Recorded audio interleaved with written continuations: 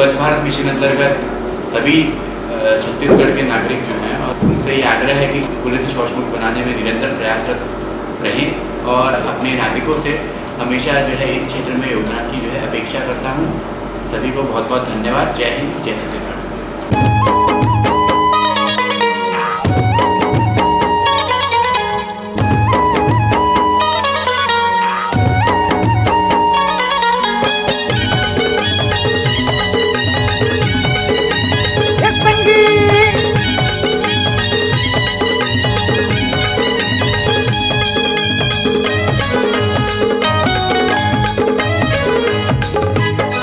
लोटा डब्बा बोतल धर के कोनो सोचने जावन का।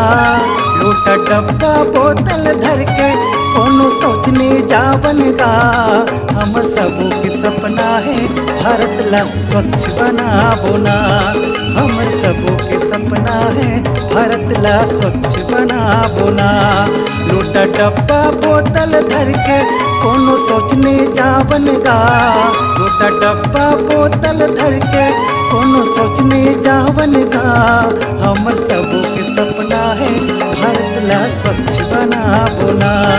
हमर सबों के सपना है भारत ला स्वच्छ बनाबो ना।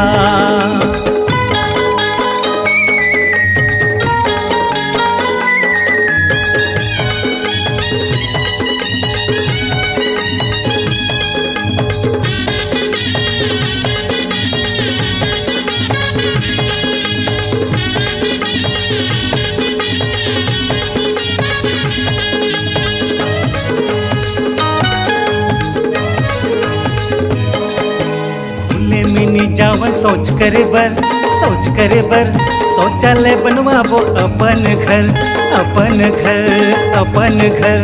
खुले में नहीं जावन सोच करे बर शौचालय बनवाबो अपन घर। रुगराई लागलो नहीं आवन देवन ना।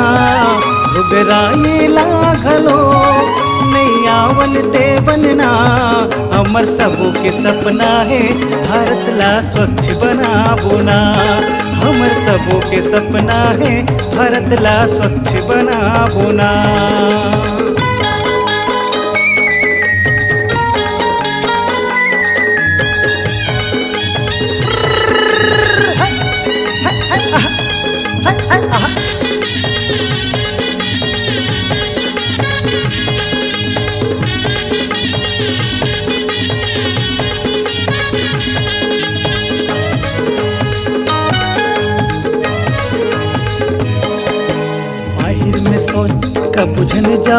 कब बुझन जाओ शौचालय में सोच के आदत बनाओ। बाहर में शौच कब बुझन जाओ शौचालय में सोच के आदत बनाओ। सोच करे पर शौचालय जाबो स्वच्छता ला हमन अपनाबो। सोच करे पर शौचालय जाबो स्वच्छता ला हमन अपनाबो। हमर सबों के सपना है भारत ला स्वच्छ बनाबो ना। हमर सबों के सपना है भारत ला स्वच्छ बनाबो ना। लोटा डब्बा बोतल धर के कोनो सोचने जावन का।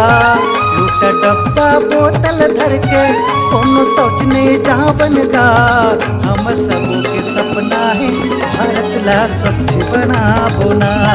हमर सबों के सपना है भारत ला स्वच्छ बनाबो ना।